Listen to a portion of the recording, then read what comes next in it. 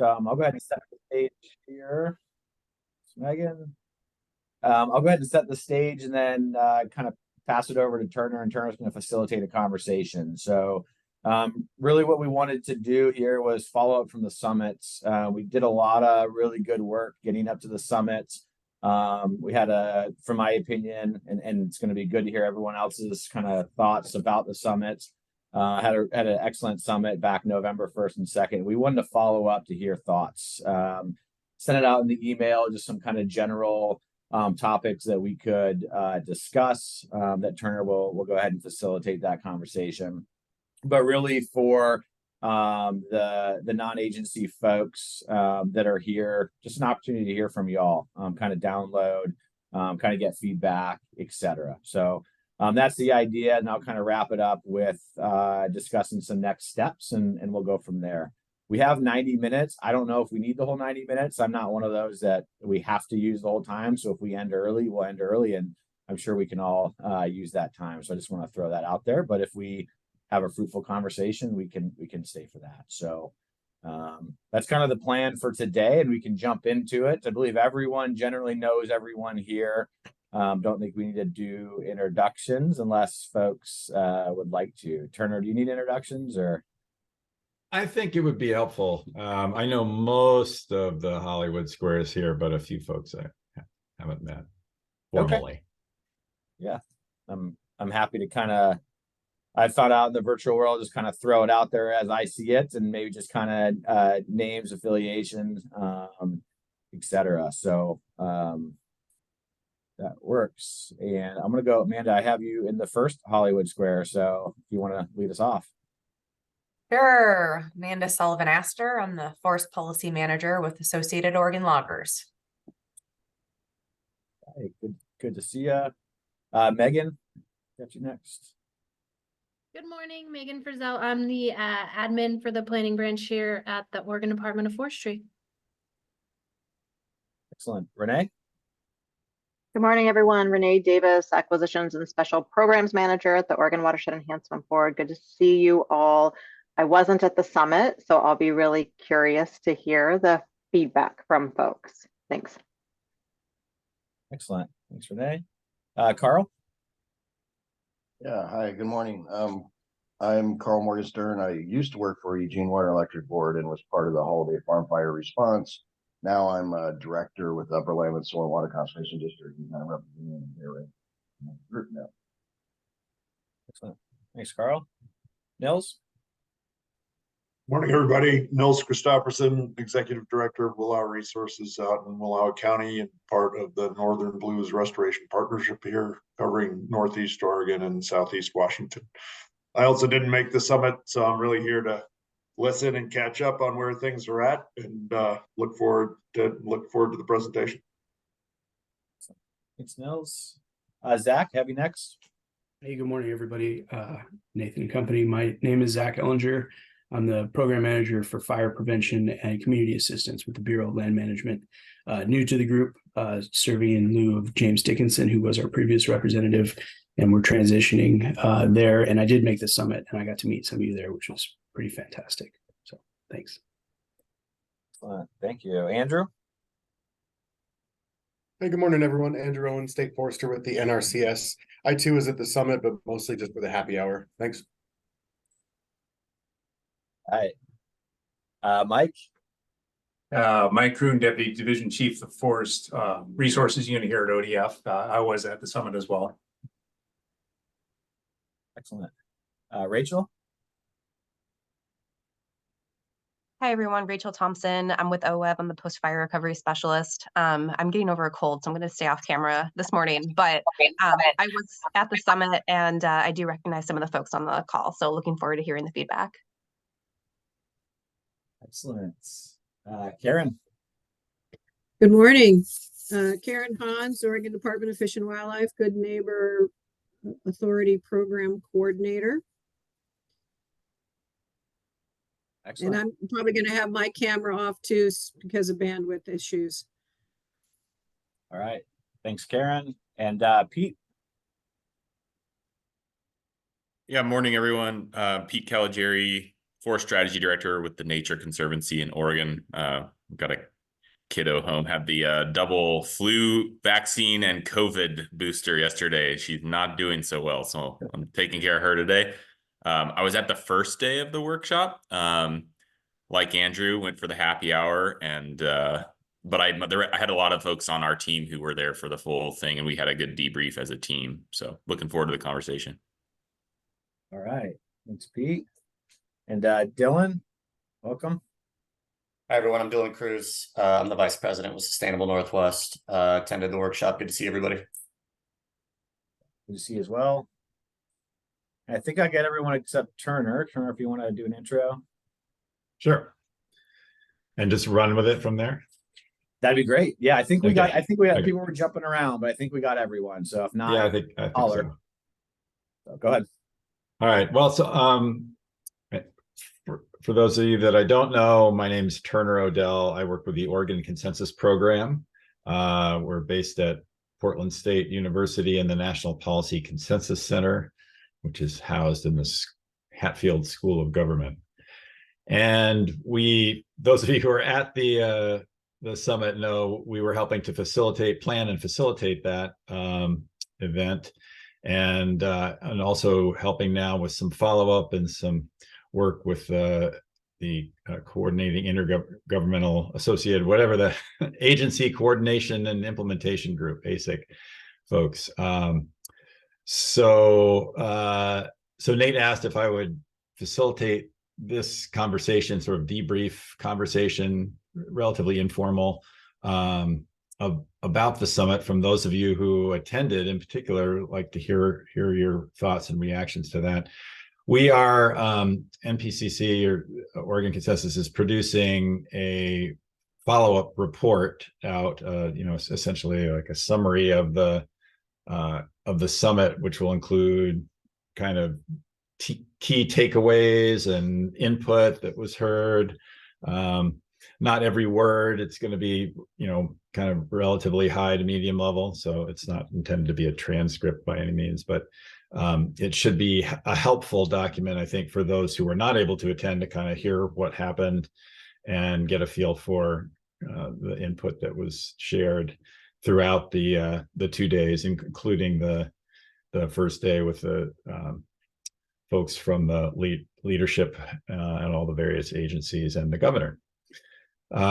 So we've got about 20 pages of notes that we're working from, and I think it'll be a helpful document, and we're shooting to have that out by the end of the year. So that's where things are at with us. And I guess we're very interested in hearing kind of your reactions to the summit. I think Nate's email suggested a few topics to hear from you all about, including, you just generally speaking, your reactions and observations, takeaways, things you liked about how the conference happened or flowed.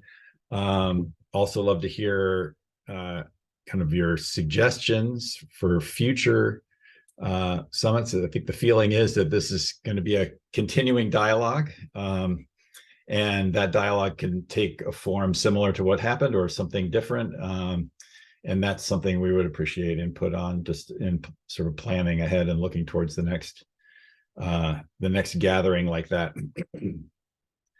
And then I think in the end, we'd love to hear from some of the ASIG members who were there, happy hour notwithstanding, kind of their thoughts about what they took away from that experience, since it was a lot of listening on their parts after day one and kind of absorbing what they were hearing from folks in the field and working on these issues day to day. So with that, I guess I would open it up. We're in Zoom, thankfully, not Teams, so I can actually see hands go up and things like that if you use your little virtual hand. I just open it up to folks who, thoughts, observations, reactions, takeaways from your experience at the summit.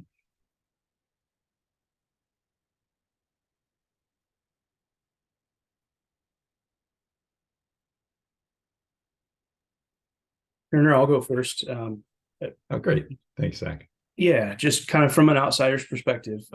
So I'd like to offer this, knowing that I hadn't been able to fully integrate into the committee as a representative for the BLM. And so it was truly an opportunity to be, in one sense, kind of a fly on the wall with no frame of reference or perspective, framing the conversation, other than a few things that I had spoken with James about. So that's kind of like the lens that I was looking at it through for your perception. I thought it was really well done and well orchestrated. From a logistical standpoint, everything seemed to work really well. There were very few technical difficulties or hiccups that I thought would have impeded communication. And so hats off to the folks who organized that and set up the logistics for that room. They worked really very well. The floor plan was well laid out. All those things help lead to a successful meeting. And we've all been in situations where when those things aren't right, it can really hamper communication. So well done there. And then as far as the content of the meeting, I was really behind the curve, but I felt like it was presented at a basic enough level so that and a person stepping into this process could really gain some perspective about where things were at and what the overall intent of the group was. So again, well done there. It would have been interesting without any frame of reference to have walked in, and I think somebody off the street, like, somebody who was staying in the hotel could have walked into that room and maybe just stood there and listened for 5 or 10 minutes and understood what people were talking about. And to me, that is an indication that you were presenting things at the correct level for the audience that was there. You didn't get too much into the weeds. So that was good. I really felt like the panel and the guest speakers were very compelling. I'd love to hear the success stories that people had about their previous attempts at shared stewardship.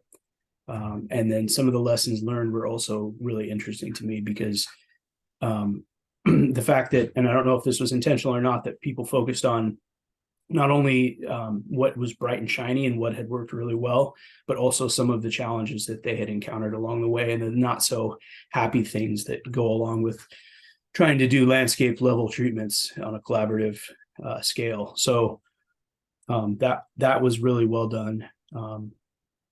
And then I guess lastly, I would say that if we were to do this again, I would include more of the same, but I would also take it a step further. And say that,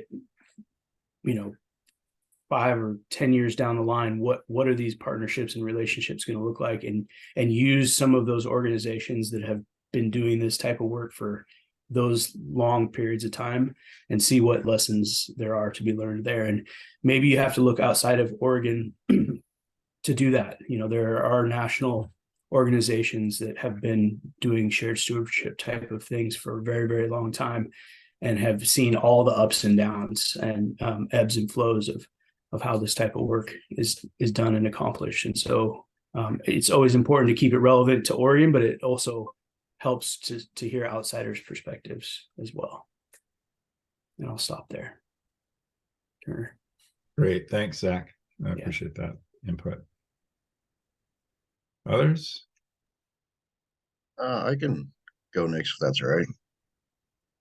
So I was at the summit, and I found it very informative and really helped kind of see what others are doing around the state and kind of provided a roadmap of learning and scaling up actions, and kind of learning of what we could do better in our neck of the woods, the Upper Valley.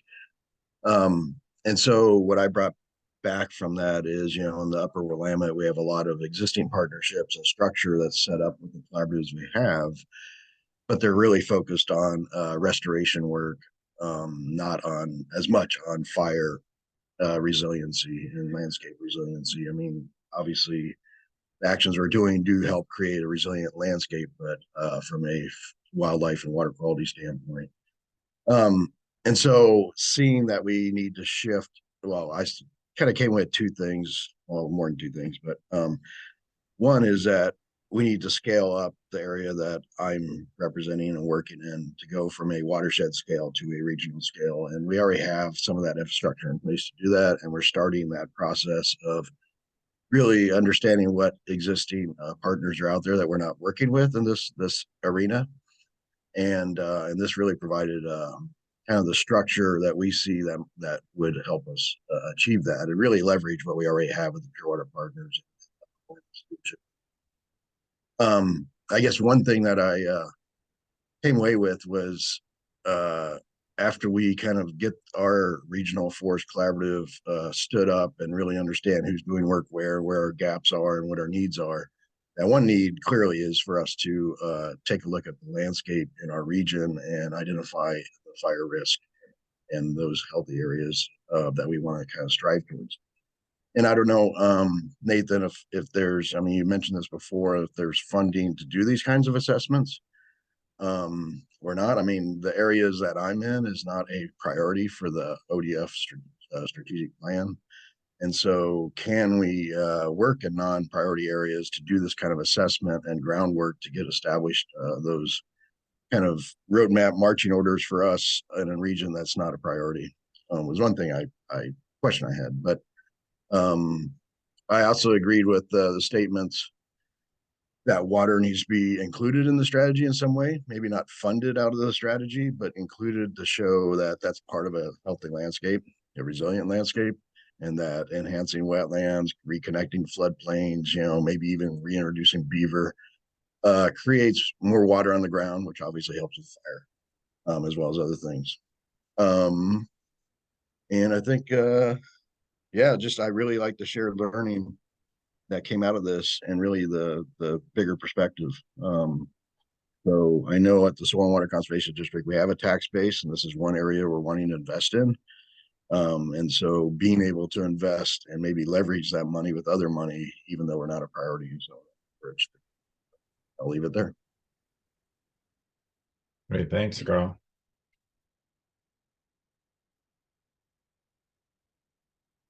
Others?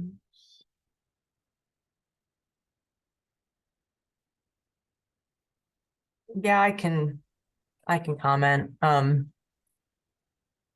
So I tend to disagree a little bit with the sentiment that's been shared so far.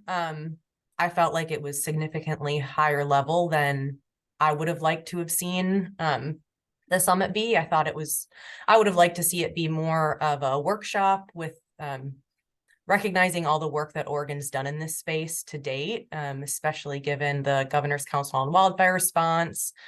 I don't think that having, you know, different partnerships talk really high level about what they've done really informed what we needed to be able to drive the prioritization of the landscapes moving forward. I think that what we've been doing hasn't been working to the extent that it needs to be. Not saying that good work hasn't been happening out on the landscape, but we need to be thinking differently about how we move forward. There were some comments around financial planning and getting all the right dollars and cents in a row and thinking big and thinking creatively, thinking differently. And so, you know, I think that we need to be doing that. So I think I would have liked to see it be a little bit more focused on what the plan needs to be able to move forward and in progress, you know, promoting the priority landscapes and promoting, you know, specific practices to be able to move the dial specifically on wildfire risk reduction in the state.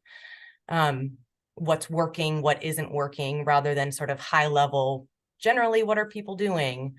So maybe I'm just more knowledgeable about different collaboratives and partnerships in the state. But I would have liked to like auger into the details of what the plan needed a little bit more for the summit, but maybe that wasn't the intent. I just feel like we continue to redo work that's already done in the state on this topic. So that's just sort of my perspective. Obviously, I was on a panel as well on workforce and industry economic development. I don't feel like I heard enough about the necessary partnership between industry and landowners, specifically public landowners in the state, and how we need each other to be able to move forward and both need certainty. I don't think anybody really talked about industry and workforce from the ASIG level or the SLG level. I didn't really hear that a whole lot, which was a bit frustrating for me. And then as you guys that were there saw, our question and answer got pretty well grandstanded. So that was a bit frustrating as far as managing the question and answer portion. So no, it's a little bit difficult. Turner and Nathan, I know you guys did the best that you could, but it was just a little bit frustrating from a panelist perspective to have that happen to our panel. Right. Thanks, Amanda. I appreciate that input.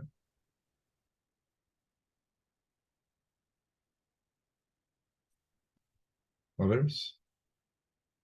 Scan around who was there. Dylan or Pete? You folks were there at some point or another. Part of it, anyway.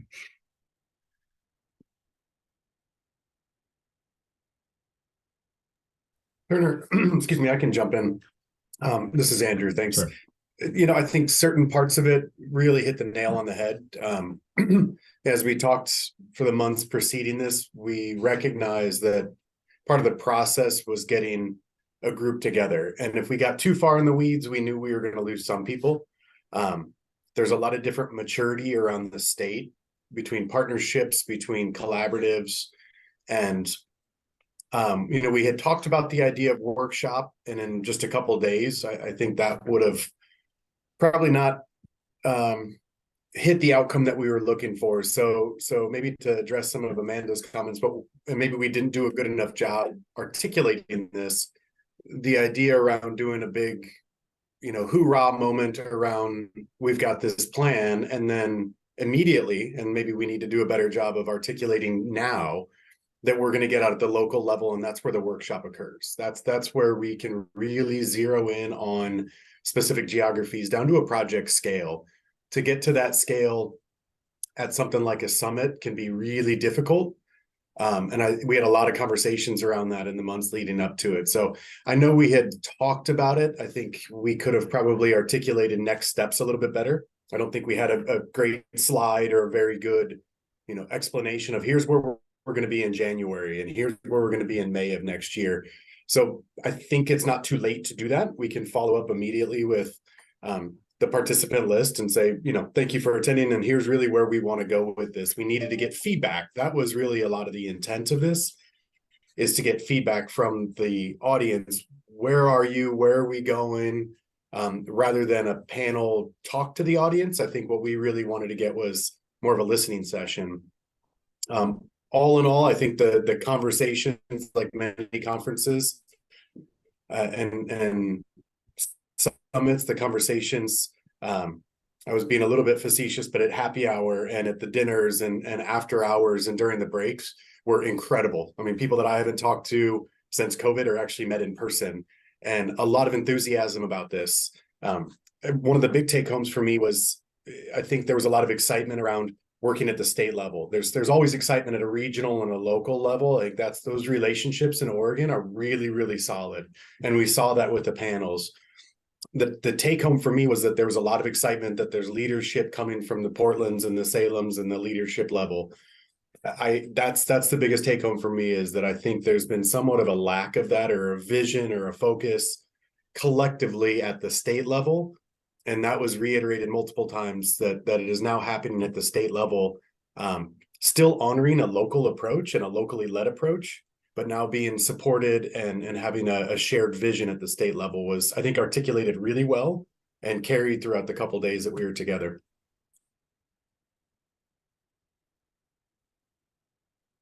Thanks, Andrew. I guess Turner, this is Pete. I'll piggyback on that, because where Andrew was going there at the end was my biggest takeaway, and the value added I saw was, hearing the voices of leadership really get behind this. And my sense is that, having even folks who aren't necessarily in that sort of state leadership group, like Chair Kelly, having some key folks in the room listening, having Governor Kotek make the time, whether she was simply fleeing Portland teacher strike drama or not, I don't know, but like just having the governor get out there was really wonderful to see. Hearing Cal, hearing other, the regional acting regional forester, my sense is like that was important from an accountability perspective, from having people on the record to say like, we support this and we want to see this. We think this is an important next step. Frankly, if that were the only outcome, that would probably be sufficient for me so that we can go forward now, hopefully, and, be able to advocate from an external perspective that the agencies have said, yes, this is important. And now we're going to resource it accordingly and, have Nathan's back, try to work together to get this thing, to give it some wings so that it doesn't end up, which was our fear, everyone's fear from the beginning. Nathan, you expressed this clearly from the outset, like your worst fear was that it just becomes another plan that sits on a shelf. And, at this point, honestly, I don't think we're free from that potential risk still, that it could become a dusty thing on a shelf. So I think we really have to continue to work hard, but having the physical presence and the words sort of support put behind it is a good first step. And now we have to kind of try to hold people's feet to the fire, so to speak. I wasn't at the second day, so we can't really speak from direct experience of hearing, but in the conversations I heard with the team from my team, I think some of the good things that came up were just sort of the sharing, and granted it was high level. I if I were there, maybe Amanda, I would share some of your sentiment that I wish, for those of us who have been more in the weeds and engaged in this, would have liked to see it go deeper. Not the intent is what I'm hearing from Andrew. But what I would hope coming out of that is that the next workshop or the next series of workshops really start to go where Amanda is pointing us, was suggesting we go.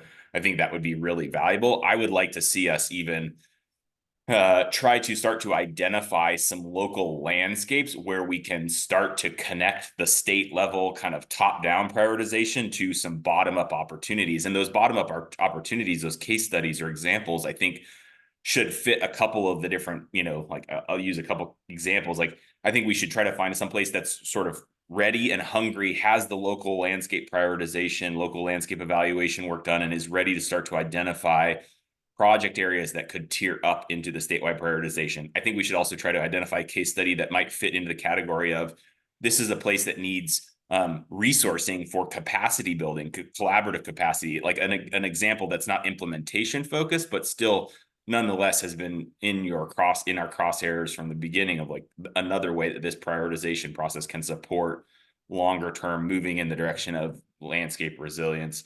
And if we could identify some tangible examples, I think that would give people something more concrete to sort of see the potential that this plan offers to sort of synergize and leverage different resources, different agency capacities towards actual action on the ground. Again, whether that's direct implementation or capacity building. I think two other points, and then I'll stop blathering. One, I heard some really some positive comments about some of the tribal voices that were able to speak up on the second day, and sort of advocate and insert the importance of not forgetting the role of Indigenous stewards and tribal leadership in this space. I think that's important for us not to forget, because I personally tend to forget that sometimes, and I think it's important we don't lose sight of that important voice.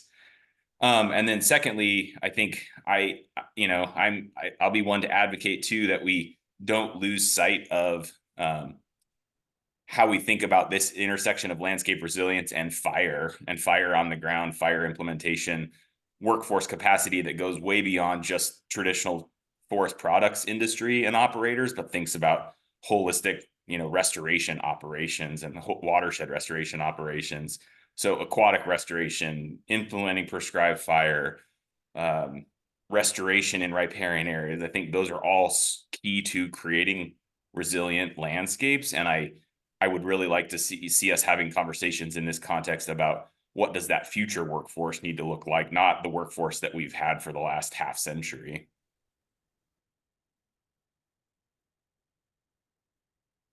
Thanks, Pete. That was helpful. Appreciate that.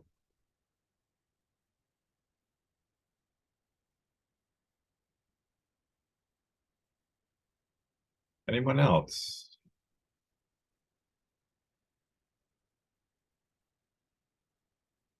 That's on my notes.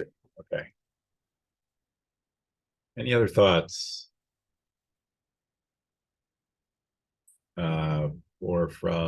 Or questions, maybe from those of you who weren't there, or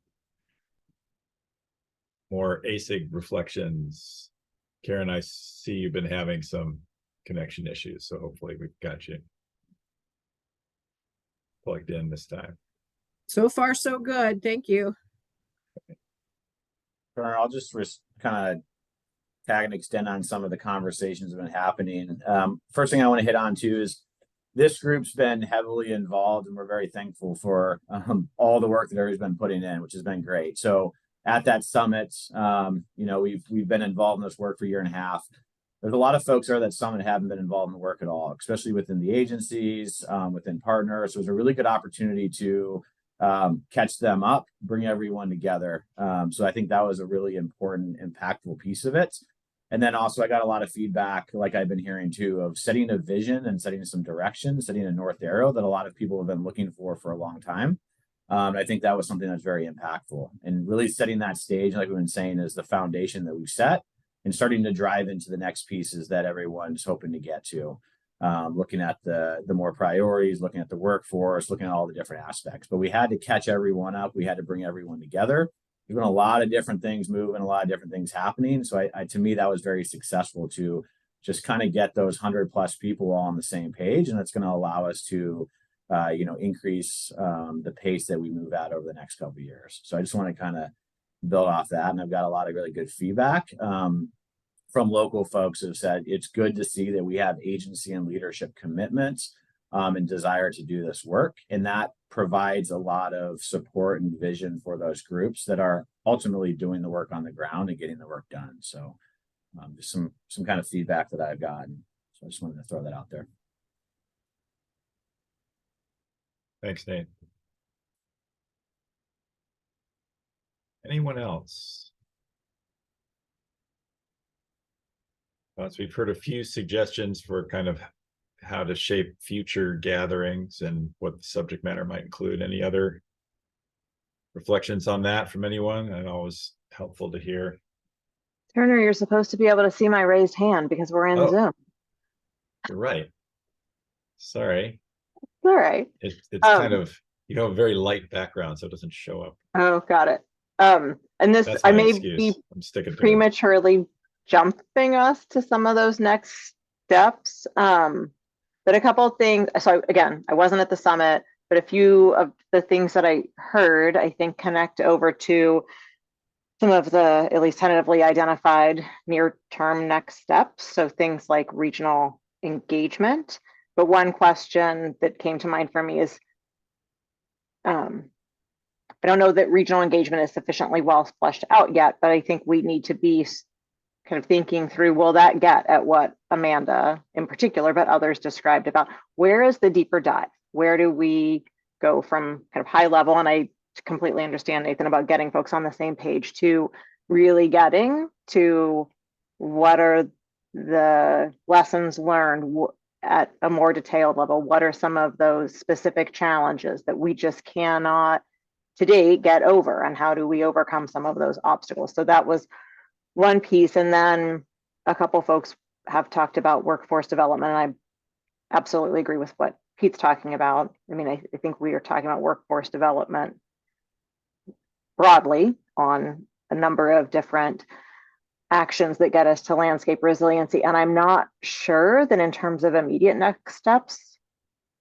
that have tentatively been identified, we've sufficiently well tackled that or elevated that. So I think that's at least a question that I would want us to sort through in ASIG SLG conversations is more attention needed on that than what we've given it to date relative to things like governance and regional engagement and dashboard and decision support tools.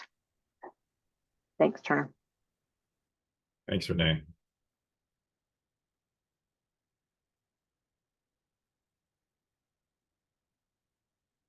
Anybody else? Comments or questions?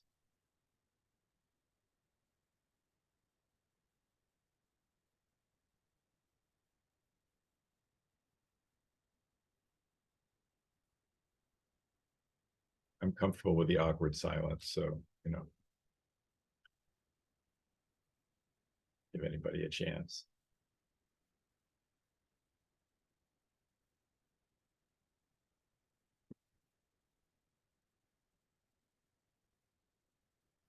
Well, if not, we needn't linger on it. I just have a quick question as far as like, if we were to do this again, what it would look like. You know, part of the Washington plan that I think is so beneficial and why the private sector has put a lot behind it is because it was a stakeholder driven process.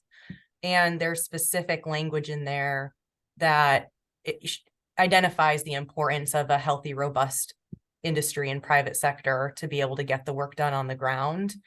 So moving forward, obviously, this is, you know, what's been dubbed our inaugural kind of get together between the stakeholder group and the ASIG.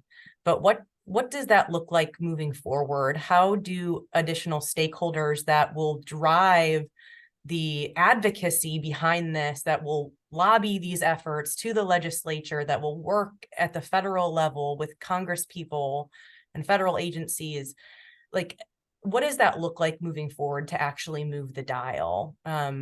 Will the statewide stakeholder group continue to be engaged with the ASIG, or is this going to continue to be a, hey, we're from the government, let us help you situation? Just, I mean, from a serious perspective, I know that was kind of a joke, but I just want to know, because the Forest Service has been really interested to learn more from industry and partner with industry on how the private sector can help them get more done and be more creative in problem solving. And so I guess, like my comments earlier, I'm not necessarily seeing that in this space yet. I'm hoping that we can get there, but what does that look like moving forward, whether it be in our background work and or in future summits or work sessions, et cetera?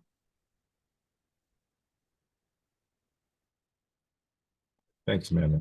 Good question. Anyone from ASIG want to reflect on that, or?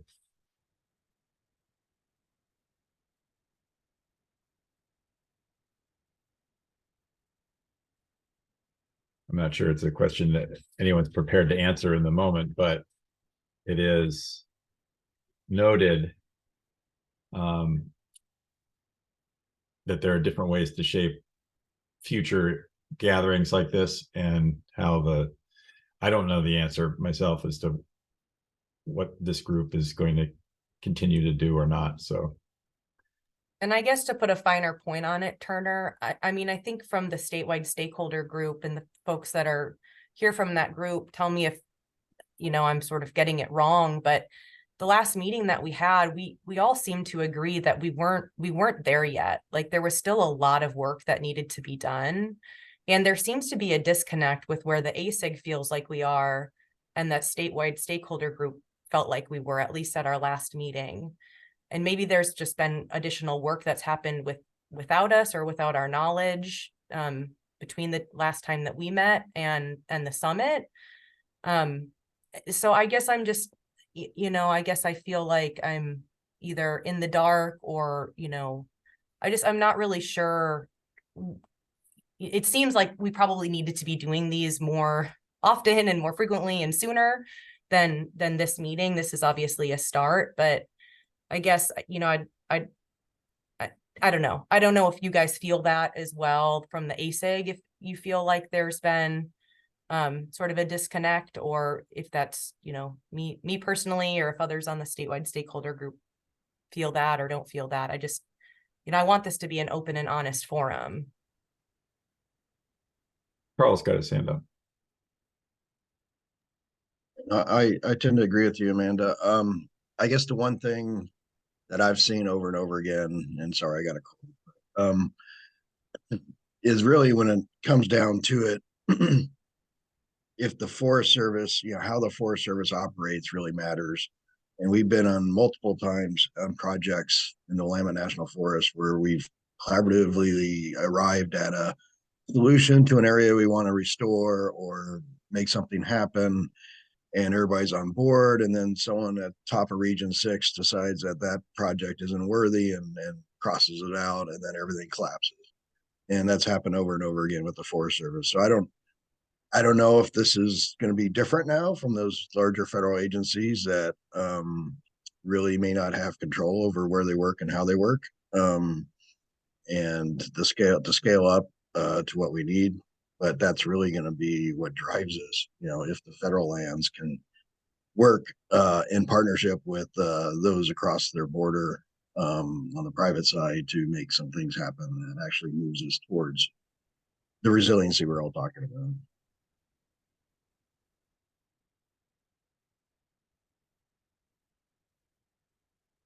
Aaron.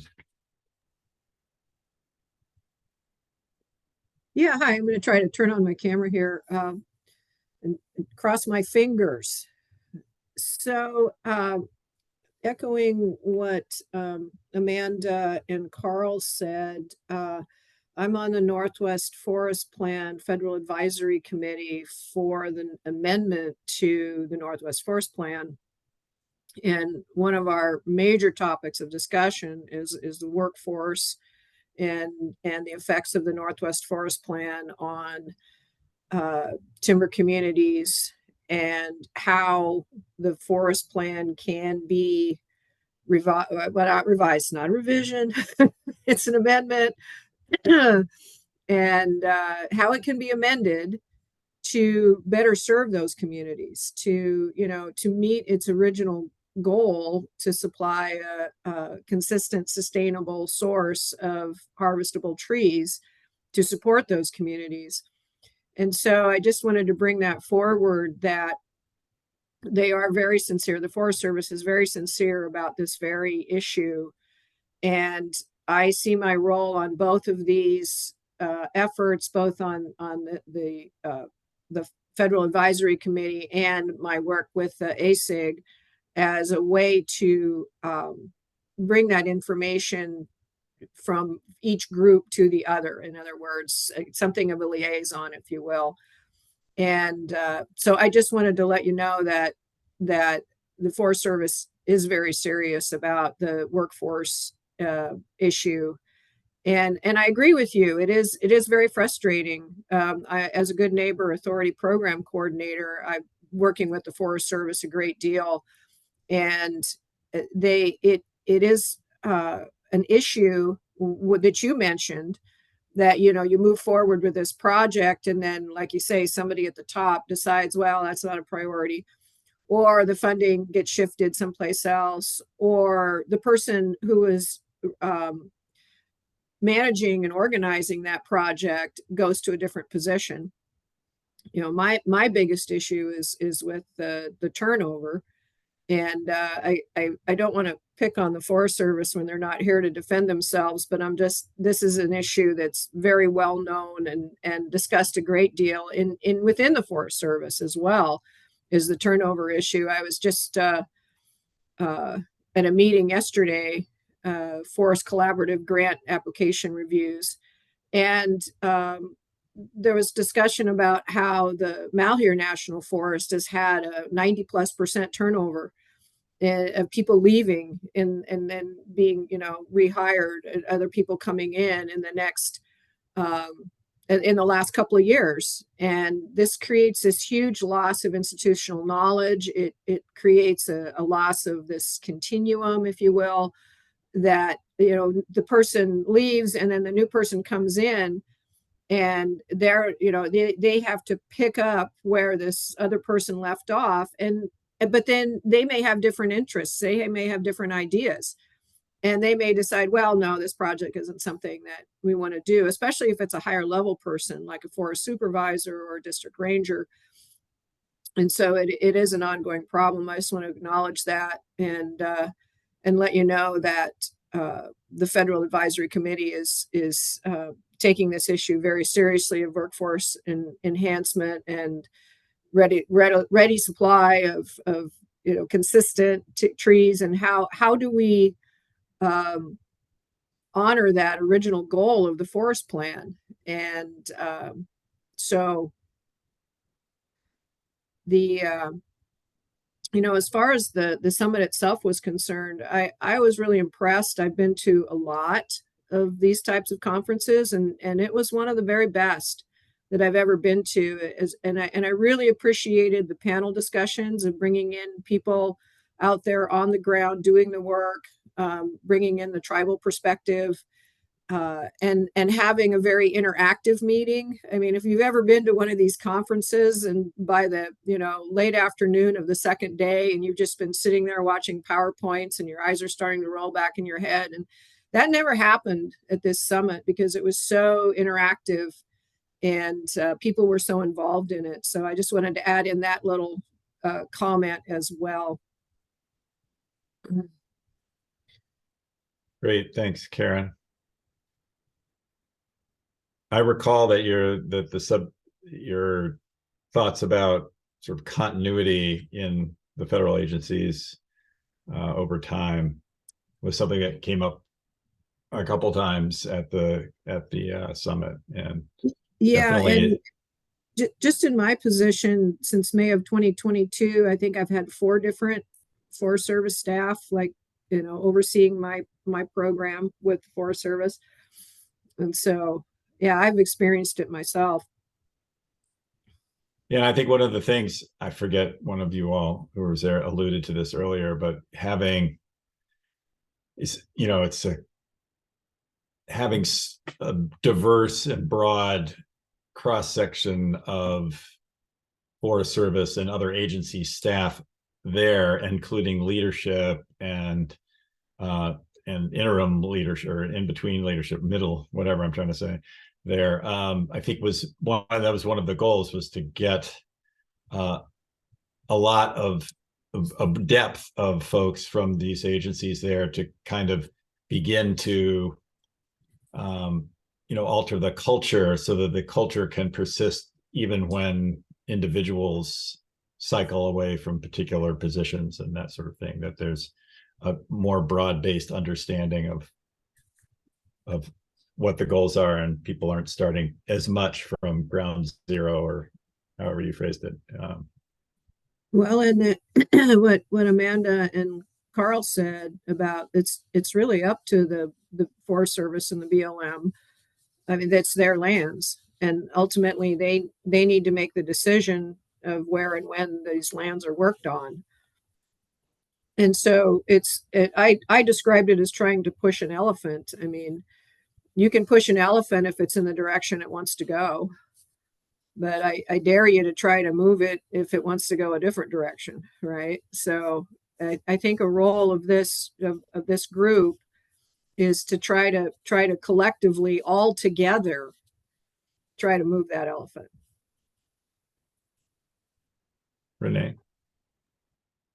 I do think some additional focus as we're talking through next steps with governance would be helpful, because a couple things. One is just getting clear on roles of different groups associated with this effort, because hearing a couple comments about, yeah, it feels like maybe we're not as the stakeholder group and ASIG are not as close together on some of the perspective of kind of how it's going, where we need to be going. That's critically important. I mean, if we're convening groups, we have to figure out what everyone's role is, and I guess what are those levers to pull and who's responsible for what. So that to me also signals some thinking on the governance side, but I think also we're not picking on Forest Service because they're not here. It just, those are the examples that are popping right now. It could be OWEB. I think just figuring out too within governance, what is that space for having those hard conversations, and also, where are some things, to Carl's example, like some things may just be out of our control, and better to identify that up front so we can devote energy to where we can move something, or maybe we are truly looking at a sea change in terms of even some of the big land managing agencies and what's possible. But I think just getting clear, and it does, Turner, in my mind, kind of fall into that governance space, just determining where we can do some of this work. And I also recognize that Karen's statistic about the Malheur was stunning.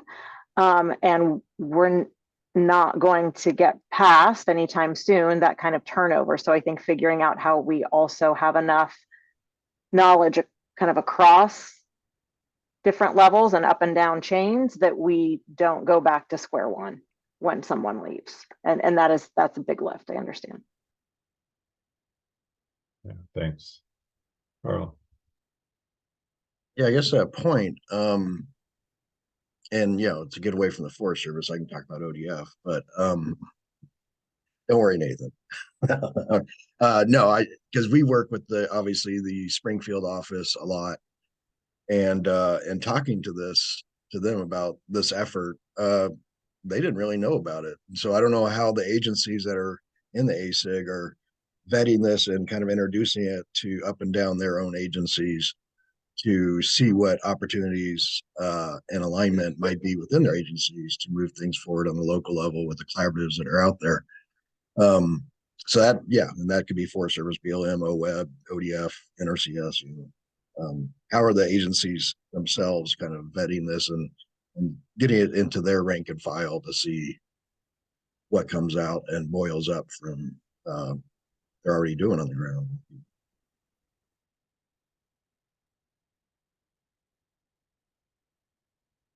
Thanks, Carl. Any other observations, thoughts, questions?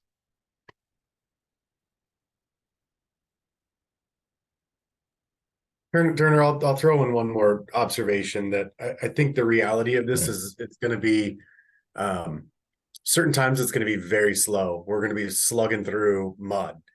Other times we're going to see things like IRA funding where we go, holy cow, we have more money than we know what to do with, and we're not ready to spend it.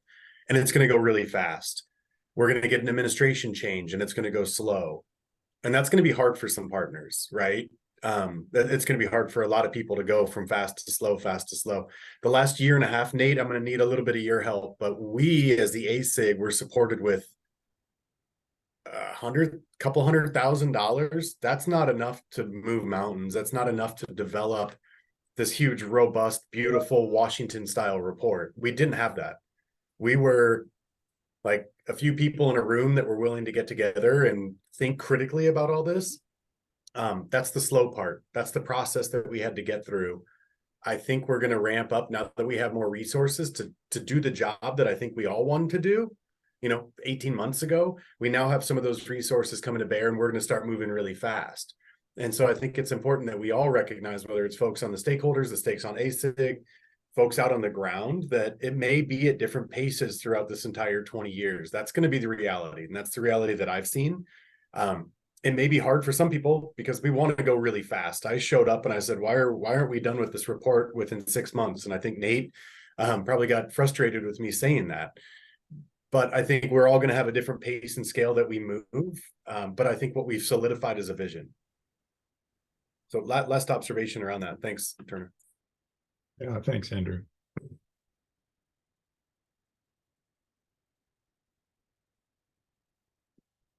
Others?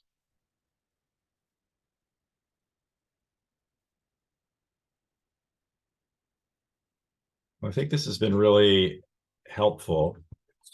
I have way more pages of notes than I anticipated, if that's any indication.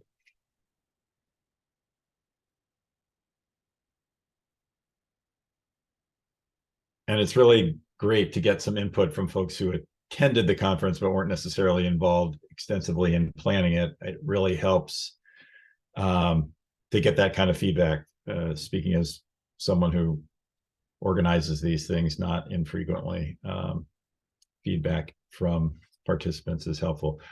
To that end, I think we'll be communicating out to everyone soon, also before the end of the year, with some follow-up information, and including a brief survey for folks to kind of provide some input back. Nothing, just 2 or 3 questions probably, and any open boxes for suggestions about next time, that kind of thing. But again, it's all helpful to get feedback. So we appreciate that.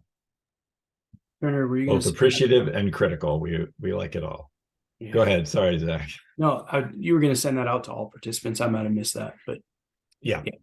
I think that's a pretty critical piece of it. I know that there are going to be some themes that emerge from that feedback, and then I think almost as critically as getting that out to everybody is then taking that feedback and digesting it and then reprocessing it back through this group so that we have an opportunity to discuss what those common themes are from that feedback. Yeah, I mean, most of the feedback the substantive input that we're getting is what the notes and the comments and everything that was provided at the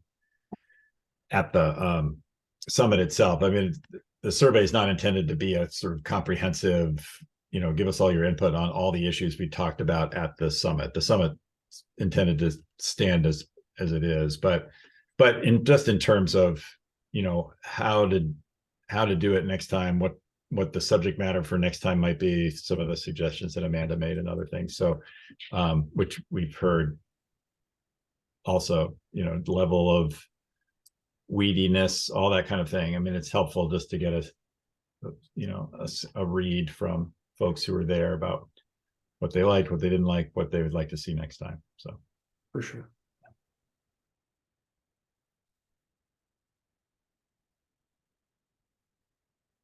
All right, well,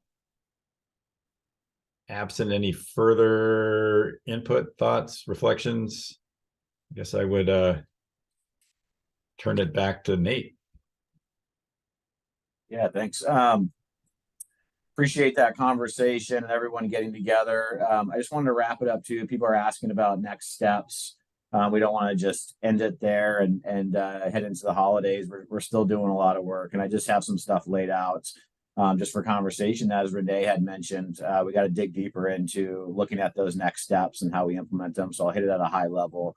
The other piece of that as well, I talked about it at the summit. It's in the report. A lot of this information, we'll hit on it, and we can have a brief conversation around it if we'd like. One of the conversations that was in here, and we talk about it, is kind of narrowing down the geographies and narrowing down the work. And as we talked about, was the moving into kind of the regional scale and getting regional folks together and identifying where the common projects are, where the priorities are within the agencies, et cetera. And that's part of that agency integration as well. Getting the different agencies at the table, the partners, the tribes, and having those regional conversations and starting to identify narrowing down those priorities and setting the metrics behind it. And there's a lot of desire for that work. And looking at kind of local assessments and action plans. I know it's happening in a lot of different spaces and starting to narrow that down. Kind of, Carl, to your conversation too, we looked at those, or your question, we looked at those priorities. We looked at 5-year short-term priorities. We identified all the things that were happening. And honestly, one of the biggest challenges when we started this was there was a lot coming at everyone in a lot of different directions. And it was hard to kind of navigate through that. So I think that's the success, is we've navigated and we've set a vision into the future. So really that regional scale is the next piece of that. And then also we've talked about decision support, but essentially working with a lot of the regional folks is having the common data, providing the information is really important to them. And that's something that we're going to be working on, is bringing that all together. So there's some common information for folks. Regionally, locally, people are trying to find stuff. It's all over the place, and we need to be providing that consistency. So getting that decision support is really important. And these also line up with our goals and principles. I just want to throw that out there. We laid this stuff out. We didn't just make it up at all. Really aligns together. So I want to throw that out. Another one is that we need to be looking at, really looking at our goal one, which is a landscape condition, is defining landscape resilience and how to measure it. And that's a monumental task, but it's something that we need to look at. We're talking about landscape resiliency and how do we actually know that if we are or are not getting there. So we've, in the strategy, talked about the SARA network and supporting the SARA network and getting the right folks together. And that's a really good opportunity to bring agencies, bring partners, bring tribes together to really look at how are we defining resilience in the state, and how do we measure that. That's going to be a fun conversation that I'm looking forward to. Should be very interesting. So those are some next steps. And then also, I think a challenge that we identified from the beginning too, and we laid out in the strategy is understanding where we're doing work and the accomplishment tracking aspect of that. There's work happening all over, and we're trying to track that and understand where that's happening, and then how can we track that. And the idea too is to head into future legislative sessions, just in general, understanding where are we doing the work, how much are we doing, et cetera. So that's a huge aspect that we're putting together to really understand that. And let's see here. Something else that we heard about too is the governance and the agency integration. I think that's dead on. And Pete has a really nice comment in here. Changing culture and moving. And we've talked a lot about this. That takes a long time. I've always visioned it of various ships, ODF, Forest Service, BLM, really all our agencies are giant ships that don't turn quickly. But we're starting to see them turn, which is really exciting. And then we're aligning those ships together, which is really exciting as well. But that takes time, and that takes culture change, and that takes agency integration, et cetera. And we're working on that. So that governance, and then also understanding how do these groups come together. We're going to be working with Turner and team to really dive into that, to take this from planning into implementation. So that's a really critical step next. And talking with a lot of folks here of what's the appropriate way to merge all this together. So those are some kind of immediate next steps, and then moving into, diving into the objectives, strategy, and tactics with the goals is a big one as well.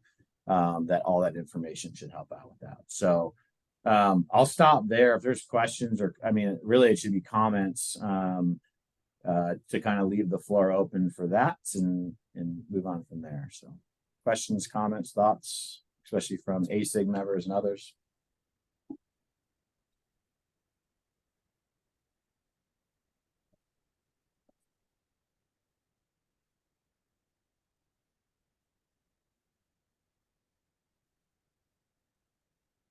Right.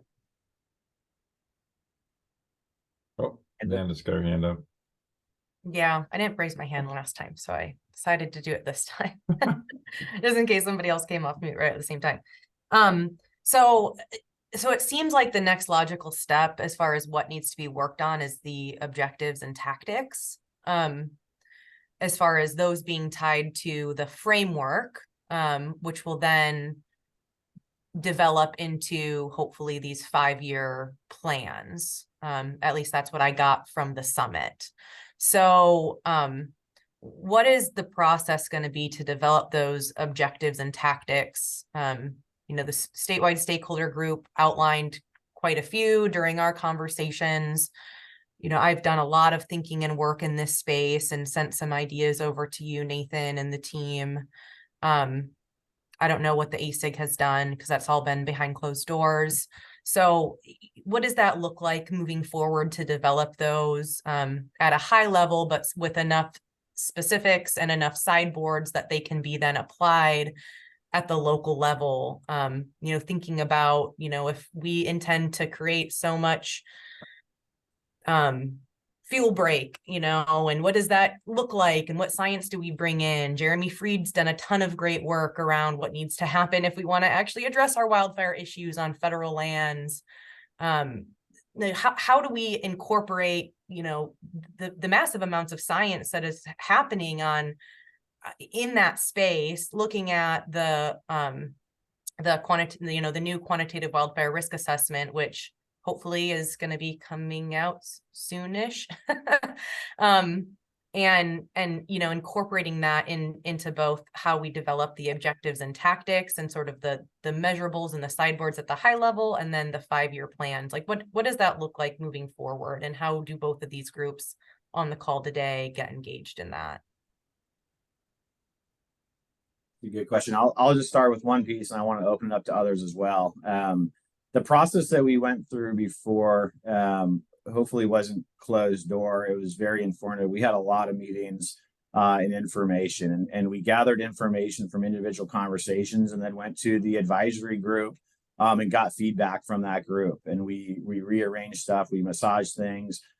We worked with the agency coordination group, brought that information up, reworked it, remassaged it, and went up to that strategic leadership group. So there was definitely a process that we went through to get feedback from a lot of different folks. We also talked to regional folks to get information. So I think one of the biggest challenges is there's so much opinions and information, and massaging that together is an important piece. And I think we did that very well. And that's where we got to where we are. So I just want to phrase that piece, and I want to open it up for others too. I don't want to answer all the questions, but I can. But other thoughts in the room for those next pieces that you laid out there, Amanda?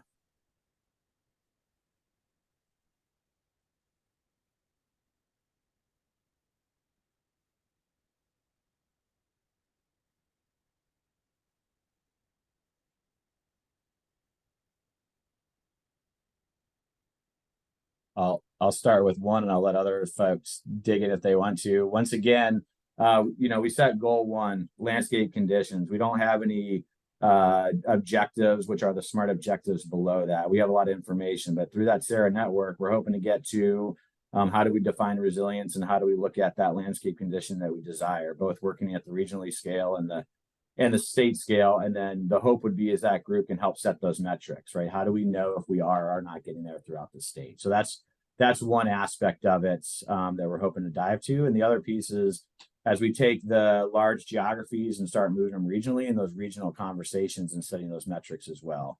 I think that's a really important piece. And the conversations that have been had at those regional levels, it's happening, and we need to keep supporting that. And as I heard earlier, in certain levels it is happening. They have those metrics. They know what needs to be done. And there's other parts of the state that don't have that. We need to support that and bring that up to the state. So I'll stop there and let others kick in, or any other thoughts on that.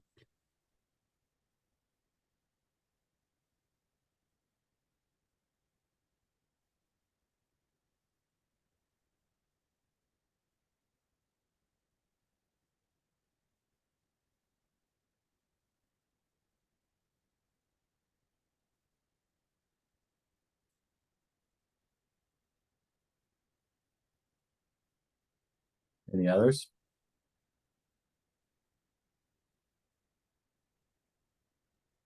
I guess I'm not on the ACIG, but I'm on the stakeholder group. But I mean, to your point, one of the things that we're struggling with, well, not struggling, but in our region, we're embarking on using a model to help us understand where we need treatments to protect communities and areas at risk. And so that's a model developed by the Forest Service. But are you going to be developing tools that regions can use that then make it consistent across the state, or is everybody kind of applying their own lens to define what work needs to be done and where the work needs to be done in each region? Maybe that's too far into the weeds. I don't know. I don't know what it is, but I want to give other people space too.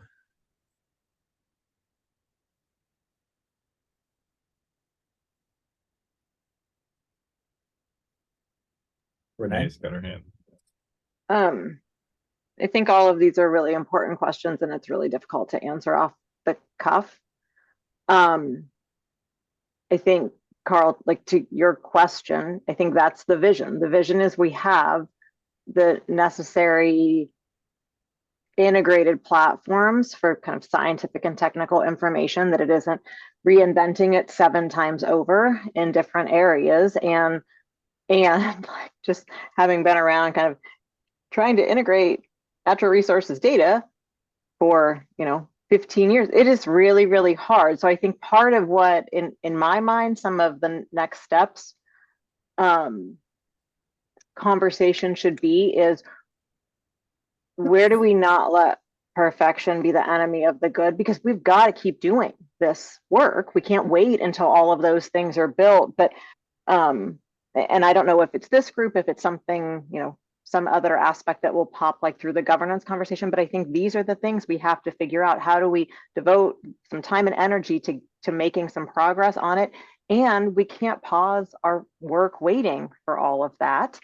And I'm in this conversation, I'm not prepared to say like, what's the process by which we go about prioritizing those things, because there are a number of next steps we need. I think to some of what Amanda's saying, she's trying to push us to like, okay, what is next? How do we decide what's next? And again, not to hang too much Turner on the governance piece, but I do think that's a big part of this conversation is who does what, when, and how do we get the necessary commitments to make it happen? Because we are going to have to make some priorities clear even within our work plan, our near-term work plan, not only in terms of where we work on the ground, but just all those things we can bite off around regional engagement or decision support or dashboard. I think we're just going to have to make some tough decisions. So that was probably a really unsatisfying answer, Carl and Amanda, but that's how I've been thinking about it as an ASIG member. Andrew, looks like your hand's raised. Yeah, I think Renee's spot on. So I want to continue with that. Carl, a lot of the conversations have been around geographic maturity. And some places, and I can name a dozen of them right now that we've talked about, are rocking and rolling. They've got down to the 10,000 acre planning perimeters. They've got it. They need money. And they can articulate exactly the resources they need to go from good to great. Other ones, and I think Nate, you were at a meeting yesterday where I'm really curious to see your feedback. They just started shaking hands. If we infiltrate them with money and resources, they're going to fail. So every collaborative, every landscape that we've talked about within this larger state has a different maturity level and has different needs. And so I think that's what's really difficult about this. If we put our foot on the gas and just start sending resources down, we're going to have winners and losers. And I think that was one of the first meetings that we talked about the ASIG, is that's not the approach that we want to take. A lot of it comes back to Pete's comment, is that it's culture change, and you have to really foster culture change. Some places that might be going, to a collaborative $500,000 a year. Now we're given $5 million. That's going to cause a lot of infighting, and we have to be really thoughtful about how we do that. That's going to create co-opetition, which is what we don't want.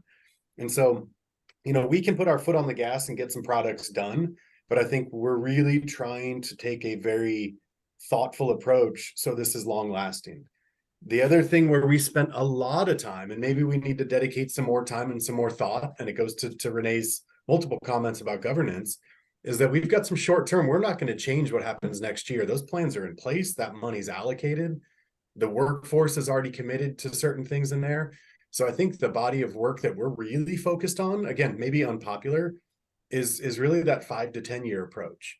We're not going to change. I can't come in and change anything about where we're funding projects this year and into the next year. We've got those are already committed funds. And so I think the approach that we really want to take is how do we honor the local, where you are at your maturity within that larger landscape, and really be more of a listening session of what you need, rather than Salem and Portland say, here's what we think we heard, and now you're going to get what we think is right. And so it's a slow approach, and that's an unpopular approach sometimes, but I think in 10 years looking back, we're going to say really, really smart that we took a slow approach. We learned what the locals needed. Some of them have we heard it at the panel, incredibly sophisticated assessments and strategies already in place. And if we come and say, hey, use this technology, it's going to be less sophisticated than what they're already doing. Other places don't have any sophistication at all. And so having one tool that fits across the state at this point in the game is going to be very difficult. And I think honoring that local approach, but working consistently and tactfully at the state level, is really what we're after, at least short term. Karen, I see your hands raised. I don't know if you have a reaction to that, but Carl, you had to raise your hands if you want to jump in there to react to that, or Karen, did you have something that adds on to that or something different? Something different. Okay. Carl, you want to react to that or talk? Yeah, just real quick. I agree with what you're saying, Andrew, totally. I guess what I would hope is that the ASIG develops some flexibility and maybe a pot of money that can help regions that are either trying to come up to speed with collaboratives or trying to use tools to look at the landscape and figure out where they need to go next and what's a priority. So that it's, you know, you implement, projects that are already in the pipeline. That's great, but they have the flexibility to invest in some of these other things to get others up to speed.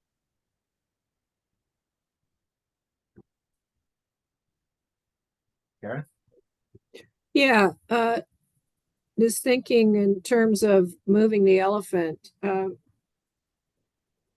One of the things I've always known, but I've really come to understand more as being part of the Federal Advisory Committee is that the Forest Service, they have these management plans that dictate how they operate on their forests. And like I said, I've always known this, but they're revising the Northwest Forest Plan, and that represents a huge chunk of the Oregon forests down through the Cascades into southern, Oregon and the Coast Range.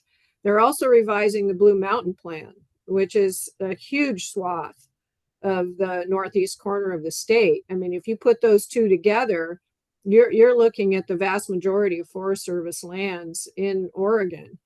And the ASIG and the stakeholder groups has the opportunity to,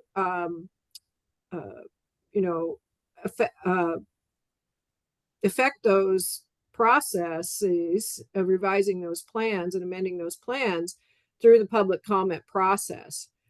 And yeah, I know they're going to get like $75,000-$80,000 in comments, but putting together a comment that's thoughtful and targeted in as a collective voice, it's going to rise up to the top of those tens of thousands of comments. And so, like, for example, if the ASIG puts together a comment, or the ACE or the 20-year strategy stakeholder group puts together a comment. And one of the things that we talk a great deal about is, there's these issues, and how do you find how do you solve that problem? But it has to be within the purvey of the plan. There's certain things that the Forest Service can't do.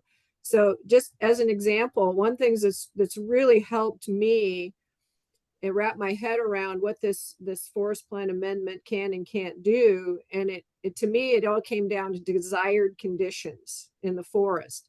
That's something that a plan can dictate. And so, for example, you have a problem with people building their houses in the wildland urban interface, and they don't have a defensible space, and they put cedar shakes in their roof or whatever. And then a fire sweeps out of the forest and burns up their house. Now, the Forest Service doesn't have the authority to tell that person how to build their house, or that they have to have a defensible space. But what it can do is dictate what the desired condition in the wildland urban interface should be. And so it could say the priority will be for the Forest Service to address the wildland urban interface, and the desired condition should be, and then you spell that out in a way that a silviculturist and the fish and wildlife biologists can follow. And so in thinking in terms of how this group can affect that Forest Service policy, because that's really where the rubber meets the road in a lot of what we're talking about, is you think about it in terms of what should the desired condition in that forest be to reduce the risk of uncharacteristic wildfire. And then also the Forest Service can provide funds to work on private lands. The bipartisan infrastructure legislation had hundreds of millions of dollars put towards projects on that could be done on private lands. And so, you know, finding ways to tap into those dollars, and then once again thinking in terms of desired condition, and putting our what we want to see across the landscape in terms that the Forest Service can then work with in their plans. And so both the, you know, there's going to be public comment periods coming up with the Northwest Forest Plan amendment and with the Blue Mountains Forest Plan. And those are both going to be opportunities where the ASIG and the stakeholders group can make their voices heard. And yeah, so just another idea of how we move the elephant. Excellent. Thank you. I'm going to start wrapping us up as I know we're hitting time. I did, Dylan, Nils, haven't heard much from you. I want to give you the opportunity for space if you want. If not, no big deal, but I just wanted to, if you have any thoughts or comments, just want to give you that space. Yeah, no, thanks, Nate. I appreciate it. I mean, I appreciate the chance to just kind of hear from folks today about their perspectives on this, and then from the agency partners about next steps on this. I agree largely, you know, with a lot of what's been shared today, and appreciate the candor on next steps on this. I've shared a lot of my perspectives about what I think the state needs to do, and totally understand that there needs to be additional capacity investments within, you know, the planning, the support, the monitoring infrastructure behind that. I hope we're able to put some of that together here in the short session, and then in the long session as far as agency investments to make that happen, and to make this more of a I guess I'd say institutionalized kind of approach and program of work that's built into your budgets, your staffing, your programs of work, right? So I am glad to see kind of that leadership behind this. I hope we can maintain that momentum. I think we have some pretty clear action plans, next steps, and examples of what we need to be doing as far as next steps on this to be able to operationalize this and thinking about rolling it out, right? So I hope we're able to, you know, kind of follow through on that. I'm looking forward to that work. I'm looking forward to being able to ground truth and refine this, and actually starting to put together the action plans. And I know there's still a lot of members of the legislature that are interested in doing that as well. So let's just make sure that we're coordinated together about what those asks need to be to make this happen. You know, that we're clear about where there is kind of broad bipartisan support for this, that it's worth the investment, and that we can follow through on it. So I'm interested in translating this into action and some political support and investments in the next year or so. And then obviously continuing to support this team, and, you know, and appreciate the chance to connect with you and hear what you all need, and then to provide some direct feedback about where I think we can continue to make process improvements. Thank you, Dylan. Appreciate that. Nils? No, and I just, the Northern Blues Forest Collaborative and the Northern Blues Restoration Partnership, some of them were able to attend, and they actually are meeting this morning. So I agreed to just catch up here, and we're going to circle back on Monday and talk about how this larger statewide process ties into ours and vice versa. You know, a key thing that I think we are definitely interested in seeing progress on, and hopefully contributing to, is this definition of what constitutes a resilient landscape. And I think it's important that it's not like we don't like over manipulate that and make it more complicated initially, because it's important that we bring the public along too, and then we come up with some simple ways of framing that and addressing it in a way that the public can understand. And, you know, and in some short text just with Dylan and Pete, as I was thinking about this, you know, I mean, I think we would start out here with, you know, what are the major threats to resilience, and looking at the frequency, scale, severity of disturbances that exceed norms, the potential risk of fragmentation or conversion of forested landscapes, and also effects on hydrology. I mean, like, those are some simple things that I think people here would understand, and that you could tie to more sophisticated models of what looks like a resilient landscape. So I think that's an important area for us to make progress on, because then we can all be helping to define our goals and actions in a similar way, even if the actual strategies and actions that are happening in a different place are different. They can at least be aimed at the same end result. That's great. Thank you, Nils. Appreciate that. I'm going to go ahead and wrap us up as it's about to click to 11 o'clock. Thank you all for the time. It's been really good. And like we had talked about, we're looking at following up with a report sometime at the end of the year with all the information that we've heard about the summit. And then also hope to send out an email here soon with some more kind of follow up from the summits, et cetera. So with that, thank you all so much. It's been wonderful. It's good to see everyone, and we'll talk to you soon. Thanks, everyone.